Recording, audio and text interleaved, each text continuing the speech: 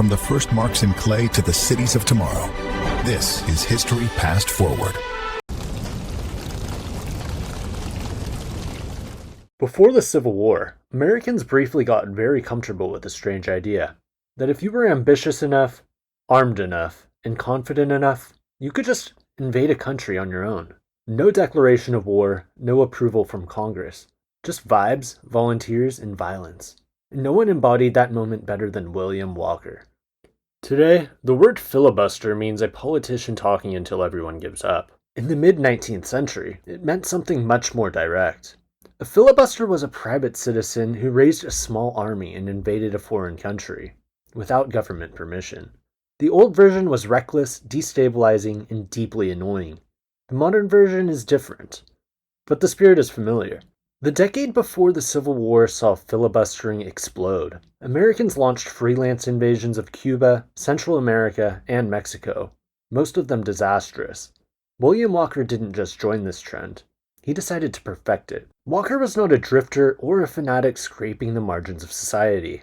He was accomplished. By his mid-20s, he was a trained medical doctor, a practicing lawyer, and a newspaper editor.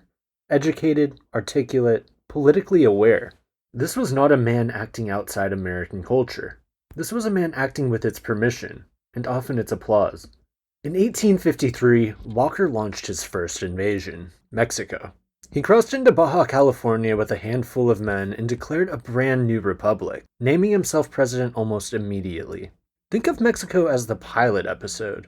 It did not go well. Mexican forces responded. Walker's army collapsed. He barely escaped alive. Militarily, it was a failure. Legally, it was about to become a triumph. Walker was tried in San Francisco for violating the Neutrality Act, which prohibited private citizens from waging war on foreign countries. The jury acquitted him in 8 minutes. 8 minutes. 8 minutes, which doesn't even seem long enough to read the charges. A disastrous invasion had been transformed into a personal victory, and Walker learned an important lesson. Failure overseas didn't matter, as long as you were celebrated at home. Mexico was not a defeat. It was a rehearsal. Walker's real target was Nicaragua. The country was locked in a civil war, and Walker inserted himself with roughly 60 followers, aligning with one faction and exploiting the chaos.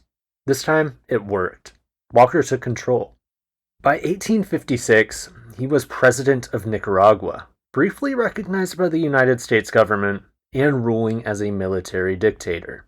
He reinstated slavery, a move that thrilled Southern expansionists, and governed with force, not consent. This was no longer a freelance stunt. This was power, and it terrified Central America. Neighboring nations united against Walker. As his position collapsed, Walker ordered the city of Granada burned. When the filibusters finished, they erected a sign. Aquí fue Granada. Here was Granada. No justification, no speech, just destruction. Walker withdrew to Rivas, where a Central American alliance besieged him for months. On May 1st, 1857, he surrendered. Not to his enemies, but to an American naval officer who escorted him and his men safely out of the country. President James Buchanan was furious. "That man has done more injury to the commercial and political interests of the United States than any man living," he wrote. And yet nothing stuck. The federal government proved unable to convict Walker or prevent him from trying again. Wherever he traveled in the United States, crowds greeted him as a hero. So he did what America had taught him to do. He tried again. In November 1857, Walker landed at Greytown with 270 followers. This time, the U.S. Navy forced his surrender. Undeterred, Walker launched one final expedition in 1860. But the moment had passed. The British Royal Navy captured him and handed him over to Honduran authorities. On September 12, 1860, William Walker was executed by firing squad. He was 36 years old. William Walker didn't cause the Civil War, but he made sense in the America that was about to have one. He thrived in a moment when violence was tolerated, expansion was celebrated, and consequences were negotiable.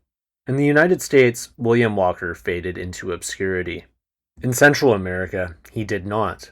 There, he's remembered not as an adventurer, but as an invader, and the fight to drive him out still matters to national memory, especially in Nicaragua. Walker wasn't a dreamer. He wasn't a misunderstood visionary. He was a man who proved how far unchecked ambition could go, right up until the world finally stopped letting him try.